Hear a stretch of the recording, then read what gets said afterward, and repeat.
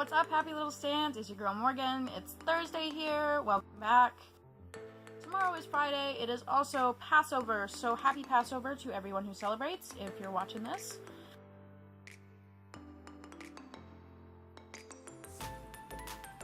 And let's get into it. Today is story time, and I'm going to tell you guys about the time that I got catfished. I feel like this is a really important topic because people kind of just ignore it and they think, oh, it won't happen to me. I'm so much smarter than that. I read people so well, until you don't. I feel like this is a huge thing with no internet safety, is everybody's like, oh, no, it's great to meet friends on the internet. And yes, it is. I have made some really wonderful friends on the internet. Take my channel, for example. We met on the internet and we've been best friends for like 2 months now. But the thing is, you don't always know people the way that you think you do. So I'm just gonna jump into my story and tell you guys a little bit about this. So I was 16 years old and there was this guy and I just thought he was the cutest thing in the entire universe, and oh, nobody knows him better than I do. I feel like it's a really common mistake that people make is they get really invested in these online relationships, and whether it be a friend or somebody that you think you can be involved with romantically, it's a huge problem. Somebody could be talking to you and tell you they're your age or somewhere around that, and then it turns out they're either like way younger than you or they're like 20 years older. Most of my good friends that I've known for years are still internet buddies. But the thing about it is, I've had a lot more time to get to know them, as opposed to, oh, well, I've been talking to this guy for a month or two. I bet this is going somewhere.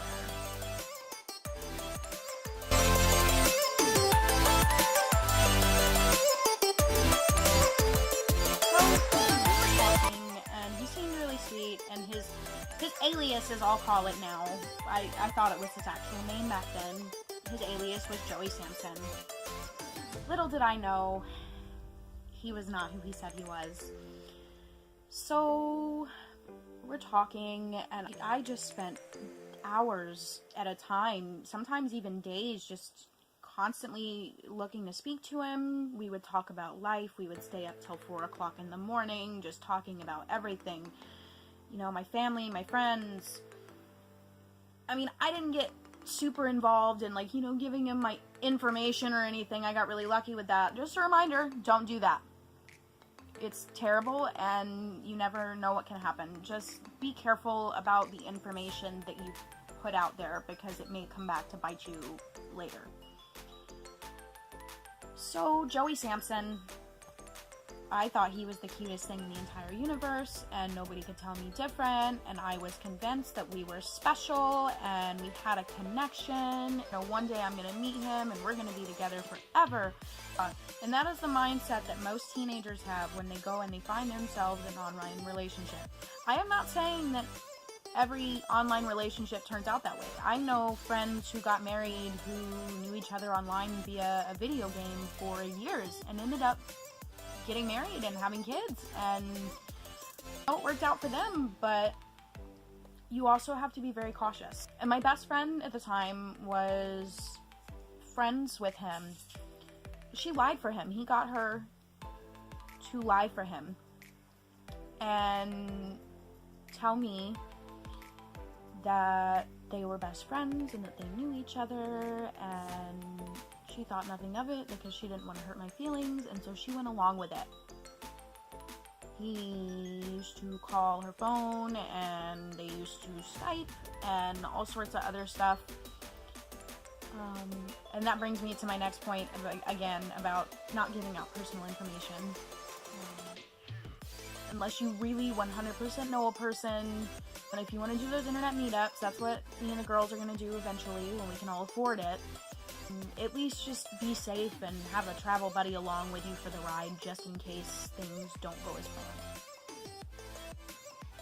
Things got really weird. They took a weird turn, and somebody was like, I would go look this up on the internet and reverse image search because something doesn't seem right to me. And I was convinced. I was like, no, he wouldn't lie to me. It couldn't happen to me. I trust him so much. He just must be 100% honest with me. I'm just convinced at this point that everything that anybody has to say to me is all in their head, and I'm right, and I can't, you know, there's no other explanation for that. So,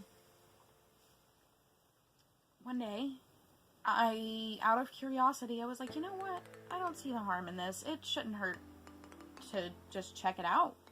So I went and I reverse Google image searched, and 60,000 hits came up on the internet for these couple of pictures, somewhere around there. For each one was a different thing, DeviantArt. But my point is, I got really upset, and I called him out on it, and he was trying to tell me different. He's like, no, you're wrong, blah, blah, blah. And then he was like, okay, yes, I did use somebody else's pictures, but only because I was embarrassed about the way that I looked. So, after a couple of months, I guess the friend, she got a random message from somebody on Joey Sampson's account, and I guess it was one of his 2 girlfriends that he had at the time, and he was using about 5 different profiles to talk to minors. He was 22.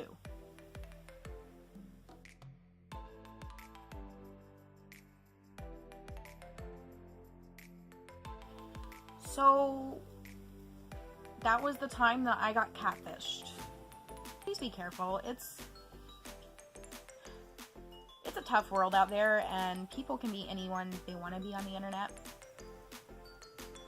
You could be talking to somebody you think is 16, just like you are, and turns out they're an internet predator looking for their next prey. I mean, nobody deserves to go through that. Nobody. So that's the end of my video. Thanks for watching, happy little stands. I hope you enjoyed this little life lesson that I have for you. And I will see you next week. Bye. Just lay with me tonight.